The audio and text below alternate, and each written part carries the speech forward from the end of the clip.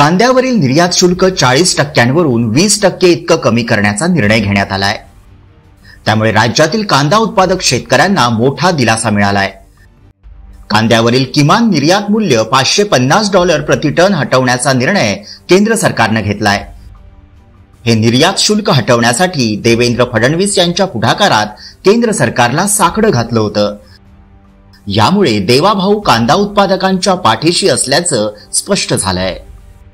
कांद्याचा मोठा प्रश्न हा निर्माण झाला होता आणि कांद्याच्या प्रश्नावर केंद्र सरकारने मिनिमम एक्सपोर्ट प्राइस पूर्णपणे संपवून टाकलेली आहे आणि या ठिकाणी जी काही त्याच्यावर एक्सपोर्ट ड्युटी होती ती 40% 20% आणलेली आहे। यामुळे कांद्याचे जे भाव आहेत ते स्थिर होण्याकरता, ते वर जाण्याकरता अत्यंत मोठा फायदा या माध्यमातून होणार आहे।